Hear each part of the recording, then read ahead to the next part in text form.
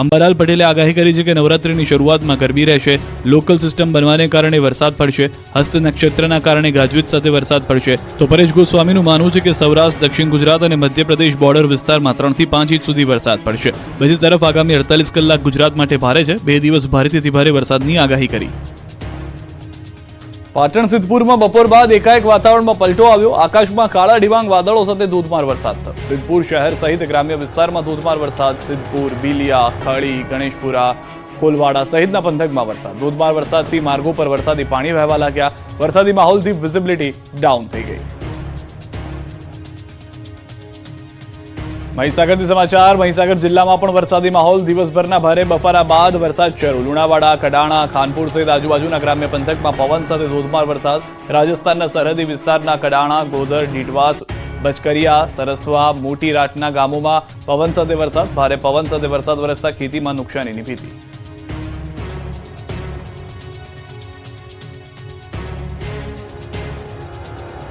એક તરફ વરસાદના અંતિમ રાઉન્ડથી લોકો ખુશ થઈ ગયા છે, તો ખેડૂતોની ચિંતા વધી ગઈ છે. પાકને નુકસાની જોવા મળી રહી છે. ગીર સોમનાથના સૂત્રાપાડામાં ભારે વરસાદથી ખેડૂતોને મોટા પાયે નુકસાન. ખેડૂતોના મગફળીના પાકને મોટું નુકસાન થયું. ભારે વરસાદથી ખેડૂતોની મગફળીના પાથરા પલળી ગયા. સૂત્રાપાડાના ગ્રામ્ય વિસ્તારમાં મોટું ખેડૂતોના પાકને નુકસાન જોવા મળી રહ્યું છે. તો પંચમહાલ જિલ્લામાં ચોમાસાની ઋતુના પ્રારંભથી ખેડૂતોને તમામ ખેતીની સારી ઉપજ મળવાની આશા બંધાઈ હતી. મેઘરાજાએ ભારે પવન સાથે ધમાકેદાર રીએન્ટ્રી કરતા મકાઈ, ડાંગરનો તૈયાર થયેલો પાક જમીનદોસ્ત થયો. ખેડૂતોને ભારે નુકસાન થયું. આ અંગે સરકારે પાક નુકસાનીનું સર્વે કરી વળતર આપવા માંગ કરી. ભાવનગર જિલ્લાના વલભીપુર તાલુકાના ગામડાઓમાં ભારે પવન સાથે ધોધમાર વરસાદ ખાબક્યો. ભારે વરસાદથી નવા ગામ, લોલિયાણા ગામે ખેડૂતોનો કપાસનો પાક જમીનદોસ્ત થયો. ખેડૂતોની મહેનત પર પાણી ફરી વળ્યું. મોઢા સુધી આવેલો કોળિયો છીનવાઈ ગયો. મહીસાગરના ગામડાઓમાં બાળકો ટ્રેક્ટરમાં બેસી શાળાએ જવા મજબૂર.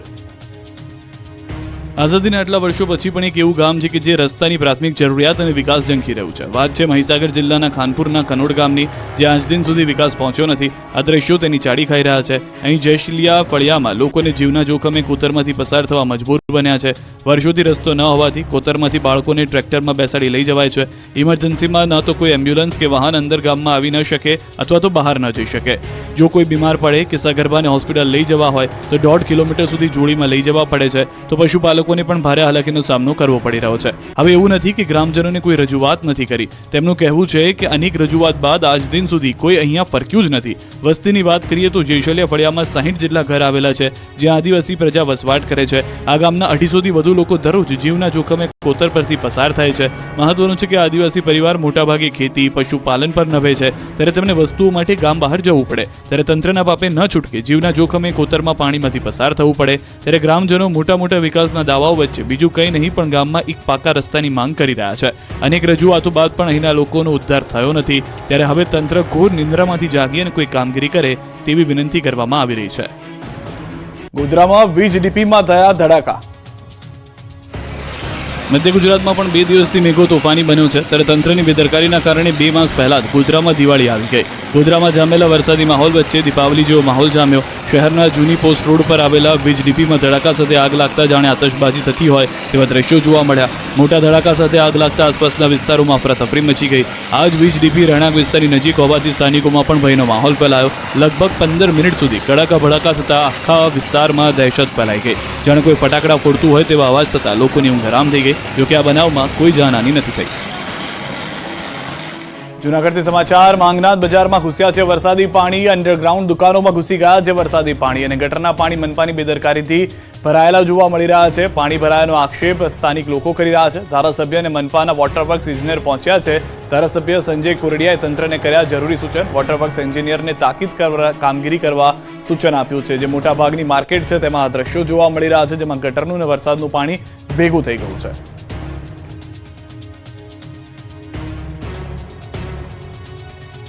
વકફ બોર્ડ સુધારા વિધેયક અંગે અમદાવાદમાં જોઈન્ટ પાર્લામેન્ટરી કમિટીની બેઠક મળી. ઓવેસી અને હર્ષ સંઘવી વચ્ચે તડાફડી. વકફ બોર્ડના બિલ માટે જેપીસી બનાવવામાં આવી છે. જેપીસીના 20 સભ્યની અમદાવાદની હોટલ તાજ ખાતે બેઠક યોજાઈ, જેમાં બિલના ફાયદા અને એની સંભવિત અસરો અંગે પ્રેઝન્ટેશન રજૂ કરવામાં આવ્યું. આ બેઠકમાં ગુજરાત વકફ બોર્ડના ચેરમેન અને સભ્યો હાજર રહ્યા. આ ઉપરાંત ગૃહ રાજ્યમંત્રી હર્ષ સંઘવી અને એઆઈએમઆઈએમના વડા અસુદ્દીન ઓવૈસી પણ હાજર હતા. જોકે ઓવેસીએ સુરત મ્યુનિસિપલ કોર્પોરેશનના બિલ્ડિંગનો મુદ્દો ઉઠાવતા હર્ષ સંઘવી અને ઓવેસી વચ્ચે ચકમક જરી.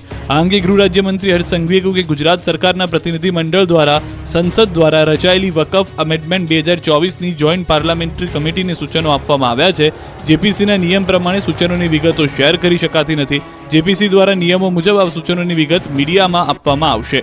ઓવેસી સાથે થયેલી શાબ્દિક ટપાટપી અંગે તેમણે કહ્યું હતું કે પ્રત્યેક નાગરિકના હિતમાં જે વિષયો હતા એ પ્રત્યે જવાબદારી અદા કરી છે. આ બિલના પ્રેઝન્ટેશન વખતે ચર્ચા પણ કરવામાં આવી હતી, જેમાં કોંગ્રેસના જમાલપુર ખાડિયા બેઠકના ધારાસભ્ય ઇમરાન ખેડાવાલાએ આ બિલને રદ કરવા માટે જણાવ્યું હતું. બેઠક બાદ લોકોએ બહાર કાળા બોર્ડ સાથે વિરોધ કર્યો.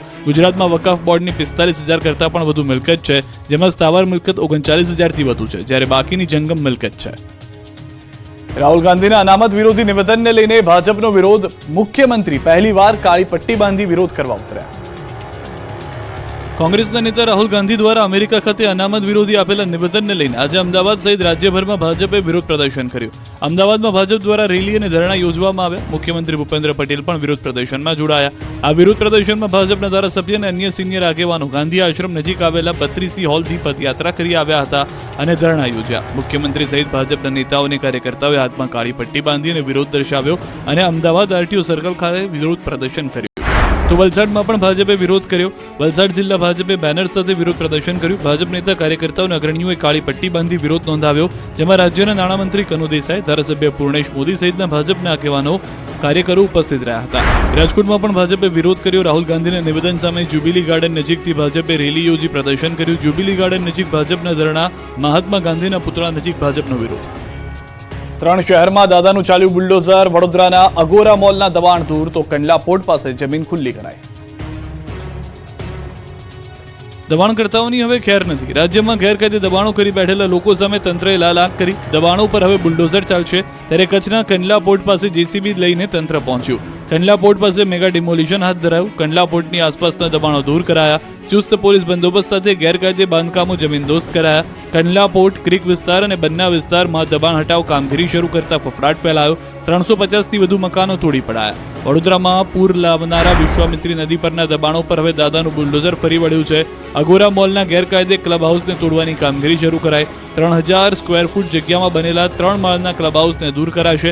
આ દબાણ દૂર થવાથી વિશ્વામિત્રી નદી કિનારાની 3000 સ્ક્વેર ફૂટ ઉપરાંત જગ્યા ખુલ્લી થઈ જશે. વડોદરા કોર્પોરેશનની દબાણ શાખા 6 જેસીબી અધિકારી પોલીસ બંદોબસ્ત સાથે આ કામગીરી કરી રહી છે. પાલિકાના આકરા વલણથી બિલ્ડરોમાં ફફડાટ ફેલાયો. સુરતના કતારગામ વિસ્તારમાં મહાનગરપાલિકાની દબાણ તોડવાની અપાયેલી નોટિસનો સ્થાનિકોએ વિરોધ કર્યો.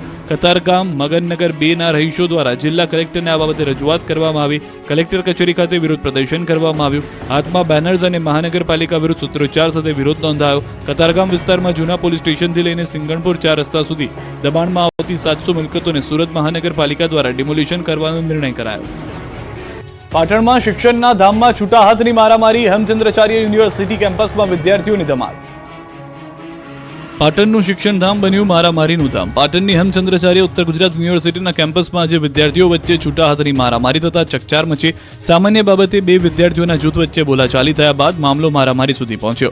કોલેજમાં ધક્કામુક્કી મામલે ઝઘડો ચાલુ થયા બાદ બપોરના સમયે TB 3 રસ્તા નજીક ચા પાણી કરી રહેલા 2 કોલેજિયન યુવકો પર 15થી 18 લોકોના ટોળા દ્વારા આવીને હુમલો કરાયો, જેમાં એક યુવકને હાથના ભાગે છરીના 2 ઘા વાગ્યા હતા. આ લોકો બંને વિદ્યાર્થીઓ બચાવવા માટે દોડધામ કરીને હેમચંદ્ર યુનિવર્સિટી કેમ્પસમાં દોડી આવ્યા. તેમની પાછળ 8 થી 10 યુવાનો બાઇક ઉપર સવાર થઈને પીછો કરીને આવ્યા. વહીવટી ભવન નજીક પહોંચતા બંને વિદ્યાર્થીઓને પકડી યુવકોના ટોળાઓએ ફરીથી હુમલો કર્યો. તો ઘટનાને પગલે આસપાસના વિદ્યાર્થીઓ મારતા છોડાવ્યા હતા. તેમજ શરીરે ઈજાઓ પહોંચેલી હોય તાત્કાલિક જનતા હોસ્પિટલમાં સારવારથી ખસેડાયા અને ઘટનાના પગલે પોલીસને જાણ કરતા પોલીસ દોડી આવી. હુમલો કરનાર યુવકોના ટોળા પૈકી 3 થી 4 યુવકોને અન્ય વિદ્યાર્થીઓ પકડી રાખ્યા હતા, જેને પોલીસે આવીને પકડી હથિયાર સાથે પોલીસ મથકે લઈ જઈને વધુ તપાસ હાથ ધરી હતી. સુરતમાં રોડ મુદ્દે કપડાં કાઢી યુવાનોએ કર્યો વિરોધ. રોડ પર પુતળાઓનું દહન. યુવાનોએ કપડાં કાઢી પુતળા સળગાવી વિરોધ કર્યો. સુરતના પલસાણામાં ભારે વરસાદ બાદ પલસાણાના જોડવાના રોડ બિસ્માર બની ગયા. આ અંગે અનેકવાર રજૂઆત કરવા છતાં કોઈ ઉકેલ આવ્યો નહીં, જેથી કંટાળીને અંતે યુવાનોએ સવારમાં જ પલસાણા વિસ્તારને બાનમાં લીધો. પલસાણાના જોડવા ખાતે સવારમાં જ યુવાનો કપડાં કાઢી રોડ પર બેસી જતા ચક્કાજામ કર્યો. જોડવાના સરપંચ અને તલાટી મંત્રી વિરુદ્ધ સૂત્રોચ્ચાર કરી જાહેરમાં પુતળાનું દહન કરતા નાસભાગ મચી ગઈ. પુતળાને ટાયરો સળગાવી રોડ બંધ કર્યો. સવારમાં રોડ પર બેસી જતા રોડ પર ટ્રાફિક જામ થયો. સવારમાં કામ ધંધે જતા લોકો અટવાયા. વિરોધ પ્રદર્શન હલ્લાબોલ કરતા પોલીસ દોડી આવી 1 કલાકથી વધુના સમયથી જાહેર રોડ ઉપર પૂતળા અને ટાયરો સળગાવી રોડ બંધ કરાયો. પોલીસે 5 જેટલા યુવાનોને ડિટેન કર્યા. છોટાઉદેપુરના બોડેલીમાં MGVCL કચેરીએ લોકોએ મચાવ્યો હોબાળો. છોટાઉદેપુરના બોડેલીમાં ગતરાત્રે MGVCL કચેરી પર મોટી સંખ્યામાં લોકોએ હોબાળો મચાવ્યો. બોડેલી, ઢોલકિયા, ચાચક અને અલી ખેરવા ગામ સહિતના